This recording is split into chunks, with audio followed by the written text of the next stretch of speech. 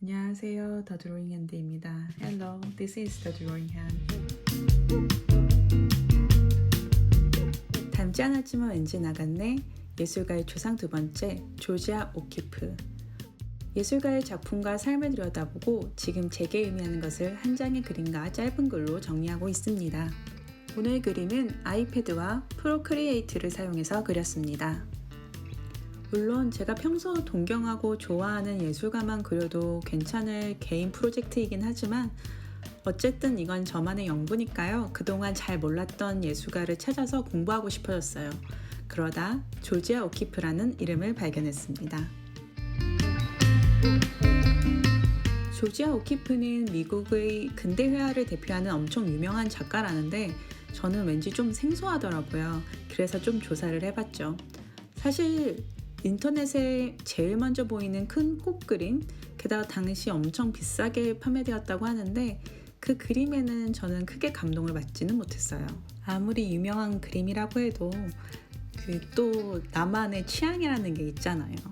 그러다가 작품 리스트 사이에 익숙한 그림 한 장을 발견했습니다. 바로 달로 가는 사다리였어요.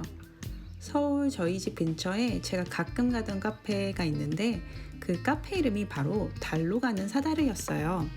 그 카페 벽면에 달로 가는 사다리 그림 액자가 걸려 있어서 그 그림이랑 제목은 기억을 할 수 있었는데 정작 그림을 그린 작가가 조지아 오키프라는 것은 까맣게 잊어버린 거예요. 이런 비슷한 경험 있지 않으세요? 이미 예전에 한두 번 만나서 인사를 나눈 사이이긴 맞는데 또다시 우연히 만난 거예요. 얼굴은 익숙한데 문제는 이름이 기억이 안 나서 뭐라고 불러야 할지 모를 때 굉장히 미안하고 좀 난처하고, 제가 사실 얼굴은 잘 기억하는 편인데 이름을 잘 기억 못하는 편이거든요. 작가에게 정말 미안한 생각이 들어서 좀 더 인터넷으로 공부를 했습니다. 많은 정보를 찾을 수 있었는데 특히 작가의 집이자 스튜디오로 쓰였던 공간의 사진이랑 백발이 된 조지아의 사진을 발견하고 굉장히 매력을 느꼈어요. 뉴멕시코의 황량한 사막과 산, 그 자연이 주는 아름다움에 끌려서 조지아 오키프는 그곳에 낡은 단지 건물을 구입하고 자신만의 공간으로 만들었다고 해요.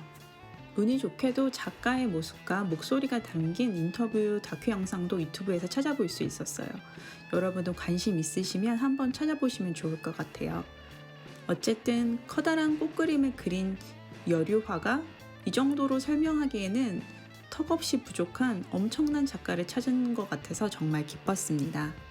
여성 예술가에 대한 편견이 심했던 그 시절, 여류 작가가 아닌 그저 작가로 불리기를 원했고 자신만의 것을 찾기 위해서 평생을 노력했던 사람이었습니다.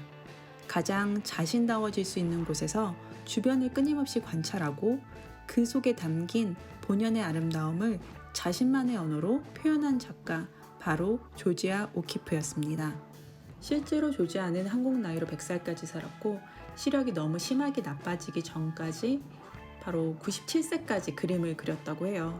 개인적으로 조지아 오키프가 노년에 그린 그림들이 더 마음에 와닿았어요. 작가의 삶을 들여다보니 작업에 대한 열정이 더 느껴졌습니다. 저도 건강하게 그림을 오래오래 즐기면서 그리고 싶어요. 지금까지 더 드로잉 핸드 영상을 봐주셔서 정말 감사합니다.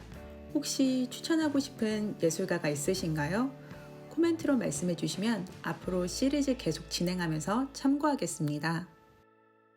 그럼 다음 영상에서 또 만나요.